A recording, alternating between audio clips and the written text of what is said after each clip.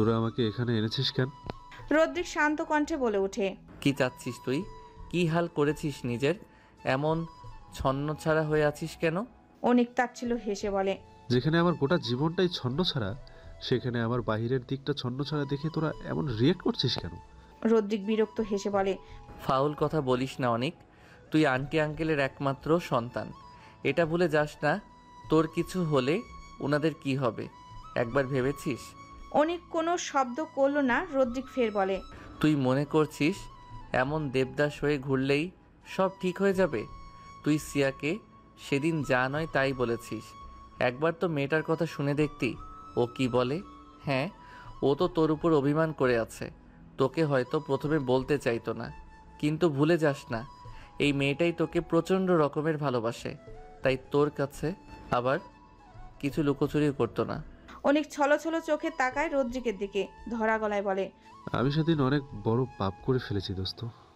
আমাকে এর বিনিময়ে যেই শাস্তি দিবি সব মেনে নেব। তবু দোস্ত, আমার সিয়াকে আমার কাছে ফিরিয়ে দে। ওকে ছাড়া আমি বাঁচতে পারবো না দোস্ত।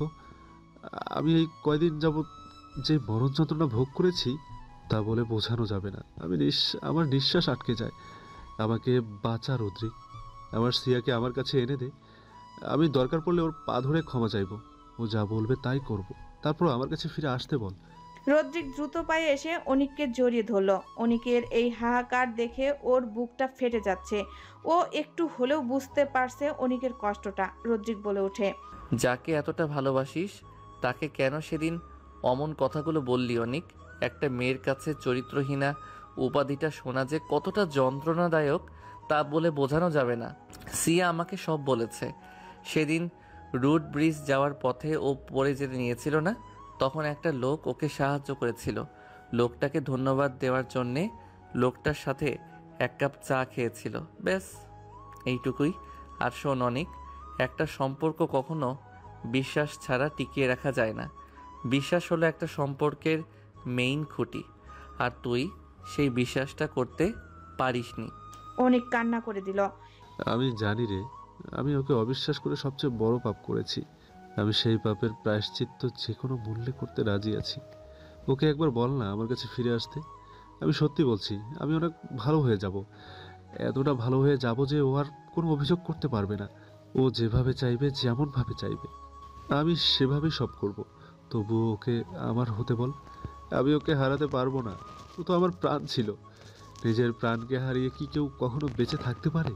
ইহান অনিকের কাঁধে হাত রেখে বলে। কাঁদিস না দোস্ত, সিয়া তোর ভাগ্য থাকলে ও তোরই হবে। আমরা ওকে এখানে ডেকেছি মারিয়া ওকে নিয়ে আসলো বলে। তুই তোর সবটা দিয়ে চেষ্টা করিস। ওকে বোঝাচ্ছে সেদিন যা করেছিস আর বলেছিস, রাগের মাথায় বলে ফেলেছিস। অনিক চোখ মুছে বলে। ও এখানে আসবে? ইহান মাথা দুলিয়ে সম্মতি দিল। ওরা সবাই অপেক্ষা করতে লাগলো। এরই মধ্যে সবাই অনিককে নানান কথা বলে ওর মনোবল শক্ত করলো। একটু পরেই দেখা গেল সিয়া আর মারিয়া আসছে। সিয়া মাথা নিচু করে আছে। অনিক এক ধ্যানে সেদিকে তাকিয়ে রইল। এই মেয়েটাকে সেদিন কত কষ্টই না ও দিয়েছে, কত খারাপ কথা বলেছে। ওই মেয়েটা ওকে সবটা উজাড় করে ভালোবাসলো, কিন্তু এর বিনিময়ে ওর কাছ থেকে শুধু অপমান আর লাঞ্ছনাই পেয়েছে। আজ কিভাবে সিয়ার দিকে তাকাবে অনিক? কিভাবে সিয়ার চোখে চোখ মিলাবে? মারিয়া সিয়াকে নিয়ে সবার সামনে দাঁড়ালো। সিয়া এক পলক অনিককে দেখে মুখ ঘুরিয়ে নিল। অনিক তা দেখে কষ্ট পেল। সিয়া শক্ত কণ্ঠে বলে। আমাকে এখানে কেন এনেছিস মারিয়া? রদ্রিক সিয়ার মাথায় হাত রাখলো, নরম গলায় বলে। সিয়া দেখ, আমার কথা মন দিয়ে শোন। সব পরিস্থিতি সবসময় এক থাকে না। ভবিষ্যতে কি হবে না হবে কেউই আমরা বলতে পারি না। সেদিন অনেক যা করেছে রাগের মাথায় করেছে। আমি বলছি না তুই খারাপ, কিন্তু একবার অনেকের জায়গায় দাঁড়িয়ে ভাব। এমনভাবে রাতের অন্ধকারে যদি অনেককে তুই অন্য একটা মেয়ের সাথে দেখতি, তোর কি খারাপ লাগতো না? সিয়া কোনো ভনিতা করলো না, সোজা সাপটা বলে ফেলল। হ্যাঁ, আমার খারাপ লাগতো, রাগ হতো প্রচুর, কিন্তু তাও আমি নিজেকে সামলে নিতাম। আগে ওর কাছ থেকে পুরো বিষয়টা সম্পর্কে জানতে চাইতাম, কিন্তু ও কি তা করেছে? সাফাত বলল। হ্যাঁ, এটা অনেকের অনেক বড় একটা ভুল যে অনেক তোকে আগে কিছু জিজ্ঞেস করেনি। কিন্তু সিয়া, দুনিয়াতে সবাই এক হয় না। হাতের 5টা আঙ্গুল যেমন এক হয় না, তেমন সব মানুষের রাগ, জেদ, আবেগ, ভালোবাসা এক হয় না। তুই নিজেও এটা বুঝতে পারছিস যে অনেক তোকে প্রচণ্ড ভালোবাসে। কি মানিস কি না মানিস সেটা বল। সিয়া চুপ করে রইল। কি বলবে সে আর?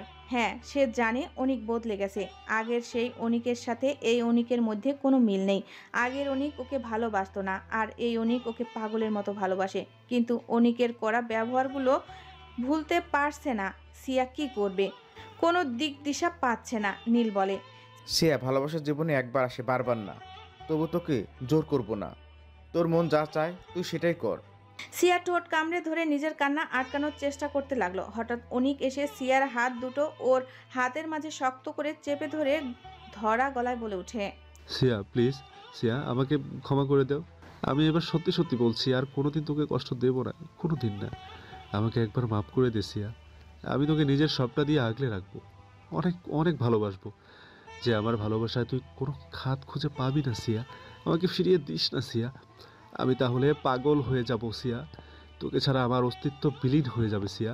অনিকের এক একটা বাক্য যেন সিয়াকে হারিয়ে ফেলার তীব্র হাহাকার উপলব্ধি করতে পারছে সিয়া। অনিকের এই অবস্থা ও সহ্য করতে পারছে না। হাজার হোক সত্যি তো এটাই যে ও অনিককে ভালোবাসে।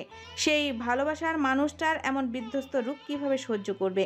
কিন্তু চাইলেও অনিককে জড়িয়ে ধরে বলতে পারছে না যে, অনিক তুমি চিন্তা করো না, আমি আছি তো, আমি সময় মতো তোমার পাশে থাকবো। অনিকের কাছে এগিয়ে যেতে নিলেই অনিকের বলা সেদিনের চরিত্রহীন উপাধি বারবার কানে বাজে। বাধা হয়ে দাঁড়ায় এই একটা কারণ। চরিত্রহীন এই একটা শব্দ বারবার কানে বাজতে থাকে সিয়ার। সিয়ার সারা শরীর কেঁপে ওঠে। ফট করে অনিকের হাতের থেকে হাত দুটো ছাড়িয়ে নেয়। তারপর পিছু ফিরে যায়, মুখে হাত চেপে কান্না করে দেয়। এদিকে সিয়ার এভাবে ঘুরে যাওয়ায় যেন অনিকের কলিজায় কেউ ছুরি দ্বারা আঘাত করে দিল। অনিক পাগলের মতো বলতে লাগে, সিয়া আমার থেকে মুখ ফিরিয়ে নিস না এভাবে।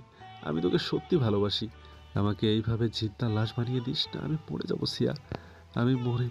হঠাৎ অনিকের কথা থেমে যায়, সাথে সকলের চিৎকার ভেসে এসে কানে লাগলো সিয়ার। অনিক! হাসপাতালের করিডোরে কেউ বসে আছে, কেউ বা দাঁড়িয়ে আছে। হঠাৎ কি থেকে কি হয়ে গেল কেউই যেন বুঝতেই পারল না। তখন কথা বলার মাঝে অনিক হঠাৎ করেই বুকে হাত চেপে মাটিতে বসে পড়ে। সবাই রদ্রিক আর ইহান ওকে ধরতেই রদ্রিকের কোলে অনিক জ্ঞান হারিয়ে ফেলে। তৎক্ষণাৎ অনিককে নিয়ে ওরা হাসপাতালে চলে আসে। ইহান অনিকের বাবা মাকে ছেলের এই অবস্থা সম্পর্কে জানালে অনিকের বাবা দ্রুত হাসপাতালে চলে আসেন। অনিকের মা তো ছেলের অবস্থা শুনে জ্ঞান হারিয়ে ফেলেছেন, তাই তিনি আসতে পারেননি। এদিকে সিয়া স্তব্ধ হয়ে বসে আছে, দৃষ্টি তার মেঝেতে নিবদ্ধ। কি হলো এটা? কেন হলো? ও তো এমনটা চায়নি। তবে ওর কারণেই আজ অনিকের এই অবস্থা। হ্যাঁ, ওর জন্যই তো। ওই তো আজ অনিকের এই অবস্থার জন্য অপরাধী। এতটা কঠোর ও না হলেও পারত। অনিক ওর কাছে বারবার করে ক্ষমা চেয়েছে, তাও নিষ্ঠুর ও মনকে পাথরে পরিণত করে রেখেছিল। না হলে অনিকের বলা প্রতিটা কথা এতটাই করুণ ছিল যে যে কোনো মানুষের হৃদয়ে গলে যাবে। ও এত পাষাণ হলো কি করে? যেই মানুষকে নিজের সবটা দিয়ে ও ভালোবাসে তাকে এতটা কষ্ট দিল কি করে? অনিকের এই অবস্থার কথা চিন্তা করতেই যেন সিয়ার নিঃশ্বাস আটকে আসছে। কিন্তু ওই বা কি করতো? একটা মেয়ের কাছে তার আত্মসম্মানবোধ যে কি তা বলে বোঝানো সম্ভব না। সিয়া যে ওদের সম্পর্কটা টিকিয়ে রাখার জন্য কোনো চেষ্টা করেনি, এই দোষ তো কেউই দিতে পারবে না, কোনো দিন পারবে না। সিয়া কতবার অনিকের কাছে গিয়েছিল, পাগলের মতো বলেছিল অনিককে ওর কাছে ফিরে আসতে। আজ অনিক যেভাবে বলছিল ঠিক সেভাবেই বলেছিল। কিন্তু অনিক কি করেছিল? তার প্রেমিকাকে নিয়ে ওকে যা নয় তাই বলে অপমান করেছিল। তারপরও সিয়া সব ভুলে ওর কাছে গিয়েছিল। অনিক যা বলবে তাই করতে চেয়েছিল। অনিককে যখন জড়িয়ে ধরে ওর ভালোবাসার কথা বলেছিল, ওর কাছে ফিরে আসার কথা বলছিল, তখন অনিক ওকে ধাক্কা দিয়ে সরিয়ে দিয়েছিল। সিয়া অনেক ব্যথা পেয়েছিল, ওর হাত ছুলে গিয়ে রক্ত ঝরেছিল, তাও অনিক ফিরেও তাকায়নি সেদিকে। এত অপমান আর লাঞ্ছনা সহ্য করার পরও এই দুনিয়াতে কি কোনো মেয়ে আছে যে আবার ফিরে যেত অনিকের কাছে, নিজের আত্মসম্মানবোধ খুইয়ে আবার সম্পর্কে জড়াতে? অন্য সব মেয়ে হলে সেদিনই অপমানের পর আত্মহত্যা করত। ও নিজেও করেছিল, কিন্তু ওর ভাগ্য হয়তো অন্য কিছু লেখা ছিল, তাই তো বেঁচে ফিরে এসেছিল। ওর আত্মহত্যার কথা শুনেও অনিক একবারও আসেনি ওকে দেখতে। এই এত সব কিছু কি এক নিমিষেই ভুলে যাওয়া যায়? তাও তো ভুলতে চেয়েছিল, কিন্তু সেদিন মেঘালয়ে অনিক আবারও ওকে অপমান করে। সিয়া আর কি করবে? সিয়ার এখন মন চাচ্ছে মরে যেতে। ও মরে গেলেই বোধহয় এই সব কিছু বন্ধ হয়ে যাবে। ওর ভাগ্যটাই খারাপ, না হলে দুনিয়াতে ওর সাথেই কেন এসব হবে? আর সহ্য করতে পারল না সিয়া। দু হাতে মুখ ঢেকে বুক ভাঙ্গায় কান্নায় ভেঙে পড়ল। সিয়ার এহেন কান্নায় যেন সবাই চমকে উঠল। সে কি আর্তনাদ সিয়ার! রদ্রিক দ্রুত সিয়ার কাছে যায়, সিয়াকে দু হাতে জড়িয়ে ধরে। রদ্রিক সিয়ার মাথায় হাত বুলিয়ে দিতে দিতে বলে, রাগ হতো না? হুশ, কাঁদছিস কেন? একদম কাঁদবি না, অনেক ঠিক হয়ে যাবে, কিচ্ছু হবে না ওর। সিয়া হাউমাউ করে কেঁদে বলছে, কেন রুদ্রিক, কেন আমার সাথেই এমন হয়? আমি তো কারো ক্ষতি করিনি কোনোদিন, তবে আমার সাথেই কেন? অনেক আমাকে চাইনি। আমি এতবার ভালোবাসার দোহাই দিয়ে ওর কাছে গিয়েছিলাম, কিন্তু ও তো আমার ভালোবাসার কোনো দাম দেয়নি। তবে আজ কেন ও আবার আমার কাছে ভালোবাসার কথা বলতে আসলো? কী জন্য আসলো? আজ কেন নিজেকে এতটা কষ্ট দিচ্ছে? আমি তো সরে এসেছিলাম রুদ্রিক, ও যাতে সুখে থাকে তাই সরে গিয়েছিলাম ওর জীবন থেকে। তুই তো জানিস, বল, তুই তো জানিস ওর জন্য আমি কি না কি করেছি। নিজেকে কতটা ছ্যাঁচড়া বানিয়ে দিয়েছিলাম শুধুমাত্র ওকে ভালোবেসে। তবে আজ কেন ও নিজের এই অবস্থা বানালো? রদ্রিক বলল, তোর কোনো দোষ নেই, তুই যা করেছিস ঠিক করেছিস, তাই নিজেকে একটুও দোষারোপ করিস না। তবে আমি শুধু একটা কথাই বলবো, সেদিন যে অনেক তোর ভালোবাসাকে অপমান করে তোকে ফিরিয়ে দিয়েছিল, সেই অনেক আর নেই। অনেক বদলে গেছে। তুই যেমনটা চাইতি ঠিক তেমনটাই আজকের অনেক, যে তোকে পাগলের মতো ভালোবাসে, যেমনটা তুই ভালোবাসিস অনেককে। আজ দেখ, তোর প্রত্যাখ্যান ও সহ্য করতে না পেরে হার্ট স্ট্রোক করেছে। তাহলে বোঝ ঠিক কতটা ভালোবাসে তোকেও। কিন্তু তবুও আমরা কেউ তোকে কোনো কিছুতে জোর করব না। তোর মন যা চায় তুই তাই করবি, তোর সিদ্ধান্তই আমরা মেনে নিব। কারণ জোর করে কিছু হয় না।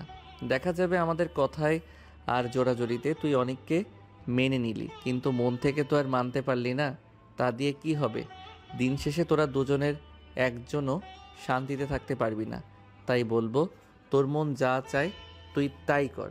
আমরা আগেও ছিলাম তোদের পাশে, এখনও আছি, আর ভবিষ্যতেও থাকবো। সিয়া কিছুই বলছে না, শুধু কাঁদছে। এমন সময় রদ্রিকের মুঠো ফোনটা শব্দ করে বেজে ওঠে। রদ্রিক মারিয়াকে চোখের ইশারায় সিয়াকে সামলাতে বলে। রদ্রিক উঠে যেতেই মারিয়া এসে আগলে নিল সিয়াকে। রদ্রিক এক পলক সিয়ার দিকে তাকিয়ে কলটা রিসিভ করলো। অথই ফোন করেছে। ওপাশ থেকে অথই সালাম দিল। রদ্রিকও সালামের জবাব নিল। রদ্রিকের গলার কণ্ঠটা কেমন যেন শোনালো অথর কাছে। অথই প্রশ্ন করলো, হ্যালো, শুনছেন? আজ তো অনিক ভাই আর সিয়াপুকে প্যাচ আপ করানোর উদ্দেশ্যে আপনারা গিয়েছিলেন, তো কাজটা কি হয়েছে? রদ্রিক চুপ করে থাকলো। কি জবাব দিবে ও? রদ্রিকের কোনো সারা শব্দ না পেয়ে অথই ফের বলে, কি হলো বলছেন না কেন? রদ্রিক এবার আর চুপ করে রইল না, অত্যন্ত শান্ত কণ্ঠে বলে ওঠে, অনেক হার্ট অ্যাটাক করেছে, ওকে নিয়ে আমরা হাসপাতালে এসেছি। ডাক্তার এখনও বের হয়নি, তাই আপাতত কিছু বলতে পারছি না। রদ্রিক যে এহেন একটা কথা বলবে অথই ভাবতেও পারেনি। ও যেন নিজের কানকে বিশ্বাস করতে পারল না। অথই কাপা গলায় বলে ওঠে, কি বলছেন এসব? অনিক ভাইয়া? অথয়ের যেন গলা ধরে আসলো। খবরটা শুনে ওর নিজেরই তো কত কষ্ট হচ্ছে। না জানি রদ্রিক ঠিক কতটা কষ্টে আছে। অথই নিজেকে সামলে নিয়ে বলে, কোন হসপিটালে নিয়ে গিয়েছেন? ঠিকানা দিন, আমি আসছি। রদ্রিক অথয়ের কথা শুনে রেগে গেল। পাগল নাকি এই মেয়ে? এখন বাজে রাত 9টা। অথয়ের বাসা থেকে হাসপাতাল বেশ দূরে। আসতে আসতে কমপক্ষে 40 মিনিট তো লাগবেই। রদ্রিক ধমকে উঠল, মাথা ঠিক আছে তোমার? এত রাতে তোমার আশা লাগবে না? রাত 9টা বাজে, কত বড় সাহস এত দূরে একা আসবে? অথই বলে, একা আসবো না তো, সত্যি বলছি, আহিতকে নিয়ে আসবো, প্রমিস। প্লিজ না করবেন না, আমি আসতে চাই। রদ্রিক হার মারল শেষমেশ অথয়ের জড়াজড়িতে। রদ্রিকের অনুমতি পেয়ে অথই দ্রুত আহিতকে ফোন করে। বিষয়টা বিস্তারিতভাবে বুঝিয়ে বলে। আহিতের মাধ্যমে পিহু জেনে যায় পিহু আসতে চায়। আহিত ওকে বারণ করে। এমনিতেও হাসপাতালে অনেক মানুষ, আর ভিড় করা ঠিক হবে না। পিহু বুঝে তাই ও আর গেল না। তারপর আহিত দ্রুতই অথৈকে নিতে চলে আসে। অথৈকে পিক করে নিয়ে ঝটপট অথৈকে নিয়ে চলে আসে। অথৈ রদ্রিকের থেকে সব আগেই জেনে নিয়েছিল অনিককে কথায় নিয়ে যাওয়া হয়েছে কয়তলায়, তাই আর সমস্যা হয়নি। অথৈ আর আহিত গিয়ে দেখে সেখানে রদ্রিকের বন্ধু মহলের সবাই আছে। অথৈ আর আহিত এগিয়ে যায়। সিয়াকে কাঁদতে দেখে অথৈয়ের কান্না পায়। ও সিয়ার কাছে গিয়ে সিয়ার পায়ের কাছে বসে পড়ে। ভেজা কণ্ঠে বলে, আপু কেঁদো না প্লিজ, অনেক ভাইয়া ঠিক হয়ে যাবে। কিন্তু তুমি এভাবে কাঁদলে তো অসুস্থ হয়ে যাবে। তুমি অসুস্থ হয়ে গেলে অনেক ভাইয়া অনেক কষ্ট পাবে। প্লিজ আর কেঁদো না। সিয়া অথৈয়ের কণ্ঠ শুনে সোজা হয়ে বসে। অথৈ গালে হাত রেখে কান্না ভেজা কণ্ঠে বলে, তুমি এত রাতে আসতে গেলে কেন? অথৈ সিয়ার হাত ধরে বলে, আমি নিজেকে আটকাতে পারিনি আপু। আমার কথা বাদ দাও, তুমি আর কেঁদো না প্লিজ। আমারও কিন্তু কান্না পাচ্ছে আপু, প্লিজ আপু। অথৈ সিয়ার ভেজা দু চোখ দু হাতে মুছে দিল। সিয়ার যেন হৃদয় ঝুরিয়ে গেল। অথৈকে যেন নিজের ছোট বোন মনে হচ্ছে, যে বড় বোনের কান্না দেখে বলছে, আপু তুমি কাঁদলে আমিও কাঁদবো। সিয়া মাথা দোলালো। আচ্ছা কাঁদবো না। ওদের আলাপের মাঝেই ডাক্তার বেরিয়ে আসে। সিয়া দৌড়ে যায় ডাক্তারের কাছে। অনিকের বাবা অস্থির হয়ে বলতে লাগলেন, ডাক্তার সাহেব, আমার ছেলে কেমন আছে বলুন না ডাক্তার সাহেব। ডাক্তার সাহেব শান্ত কণ্ঠে বলে, একটুর জন্য তিনি অনেক বড় ক্ষতি থেকে বেঁচে ফিরেছেন। তিনি কিন্তু অনেক গুরুতরভাবে হার্ট অ্যাটাক করেছেন, যা অতিরিক্ত মানসিক চাপের কারণে হয়ে থাকে। তিনি দীর্ঘদিন যাবৎ মানসিক অশান্তিতে ভুগছেন, কোনো কিছু নিয়ে প্রচণ্ড ডিপ্রেশনে ছিলেন, আর সেই কারণে আজ ওনার এই অবস্থা। আপনারা তাকে সঠিক সময়ে তাকে হাসপাতালে এনেছেন, তাই উনি এখন ঠিক আছে। তবে উনাকে এই মানসিক চাপ থেকে সরিয়ে আনতে হবে। এমন চলতে থাকলে উনি আবার হার্ট স্ট্রোক করতে পারেন। যতটা সম্ভব উনাকে হাসি খুশি রাখার চেষ্টা করবেন। আশা করি তাহলে আর সমস্যা হবে না। আপাতত তিনি ঘুমাচ্ছেন, তিনি জাগলে তখন দেখা করতে পারবেন। তবে সবাই না, মাত্র দুজন, তাও আবার আলাদা আলাদাভাবে যাবেন। উনার প্রচুর বিশ্রামের প্রয়োজন। বিস্তারিতভাবে সব বলে ডাক্তার চলে গেলেন। সবটা শুনে যেন সিয়ার মনে হলো কেউ ওর কলিজা বারবার ধারালো ছুরি দ্বারা আঘাত করছে। এতটা তীব্র যন্ত্রণা অনুভব করলো। ডাক্তার যা যা বলল তাতে স্পষ্টভাবে সিয়া বুঝতে পেরেছে অনিক এতদিন খুব তীব্র মানসিক যন্ত্রণা ভোগ করেছে। সিয়া জোরে জোরে শ্বাস নিতে লাগলো। হঠাৎ ওর হাত জোড়ায় কারো হাতের স্পর্শ পেতেই সিয়া চোখ তুলে তাকাতেই দেখতে পায় অনিকের বাবাকে। সিয়া অবাক হলো অনিকের বাবার কাজে। কিছু জিজ্ঞাসা করবে তার আগেই অনিকের বাবা কান্না ভেজা গলায় বললেন, আমি সব জানি মা, সব জানি। আমার ছেলেটা তোমার সাথে বড় অন্যায় করেছে মা, এর বিনিময়ে ক্ষমা চাওয়া যাবে না। কিন্তু মা, আমি তো বাবা, বলো। সন্তান হাজার অন্যায় করুক, বাবা মা কখনো নিজের সন্তানকে দূরে ঠেলে দিতে পারে না। আমার ছেলেটা ভালো নেই, একদম ভালো নেই। আমি আর ওর মা প্রতিনিয়ত ওকে গুমড়ে গুমড়ে মরতে দেখেছি, প্রতিনিয়ত নিজেকে তিলে তিলে শেষ হতে দেখেছি। মা, আমার ছেলেটা বাঁচবে না। ও তোমাকে অনেক ভালোবাসে মা, তুমি আমার ছেলেটাকে ফিরিয়ে দিও না, তাহলে ওকে আর আমরা বাঁচাতে পারবো না। আমার এই একটাই সন্তান, ওর কিছু হলে আমি আর ওর মাও মরে যাব। তুমি আমার অনেককে মেনে নাও। এই বাবা তোমার কাছে আমার ছেলের জীবন ভিক্ষা চাইছে মা, আমার ছেলেটাকে বাঁচিয়ে দাও। সিয়া অনিকের বাবার এহেন কাণ্ডে স্তব্ধ হয়ে যায়। দ্রুত হাত সরিয়ে এনে বলে, ছি ছি আঙ্কেল, আপনি আমার বাবার বয়সী, আপনি এসব কি বলছেন? এসব বলে আমাকে ছোট করবেন না আঙ্কেল। আমি আর কি করব বলো তাহলে, এছাড়া আমার করার কিছুই নেই। সিয়া কেঁদে ফেলে। এই এত এত যন্ত্রণা আর সহ্য করা যাচ্ছে না। সিয়া বলে, আমি ওকে ভালোবাসি, অনেক ভালোবাসি। ওর এই অবস্থা আমি মেনে নিতে পারছি না। আমি আর ওকে কষ্ট দিব না, সত্যি বলছি। আমি সব ভুলে যাব, সব। সমাজ আমাকে আত্মসম্মানহীন বলুক, অনেক তো হলো। ওর জীবনের বিনিময়ে আমার আত্মসম্মান বড় হয়ে যায়নি। যাকে ভালোবাসি তার জন্য সব ত্যাগ করতে পারবো। ওকে সুস্থ হয়ে গেলে আমরা সব ঠিক করে নিব। আমার পক্ষে আর সম্ভব না এসব নেওয়া। আমি একটা স্বাভাবিক জীবন চাই, যে জীবনে আজকের অনিকের মতো অনেক চাই আমি, যে অনেক আমাকে অনেক ভালোবাসে, আর সে অনেককেই আমি ভালোবাসি। সিয়া নিজের মনের কথাটাই মেনে নিল। কি হবে আর, এই এত এত যুদ্ধ করে নিজেকে কষ্ট দিয়ে কি হবে? শেষমেশ আজ অনিকের এই অবস্থা। যাকে ভালোবাসে তাকে মৃত্যুর মুখে ঠেলে দিবে কিভাবে? আর এটা কিছুতেই মানতে পারবে না সবাই। এতে যদি সিয়াকে খারাপ ভাবে তো ভাবুক। মারিয়া সিয়াকে ধরে চেয়ারে বসিয়ে দিল, তারপর সিয়াকে পানি খাইয়ে দিল। সাফাত এসে সিয়ার মাথায় হাত বুলিয়ে দিয়ে বলে, তুই তোর মনের কথা শুনেছিস, এতে আমি এবং আমরা সবাই খুশি হয়েছে। শোন সিয়া, ভাগ্য কার জন্য কি লেখা থাকে তা আমরা কেউ জানি না, তবে মাঝে মাঝে আমরা নিজেরা নিজেদের ভাগ্যকে নষ্ট করে ফেলি। তাই তো সবসময় বলা হয় ভেবে কাজ করো। আশা করি তুই ভেবেচিন্তে এই সিদ্ধান্ত নিয়েছিস। তোরা দুজনেই আমাদের বেস্ট ফ্রেন্ড, তোদের কাউকে আমরা হারাতে চাই না। মানুষের জীবনটাই কতটুকু বল, আজ আছে তো কাল নেই।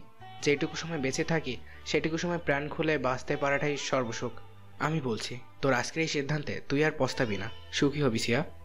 রদ্রিক হালকা হেসে বলে,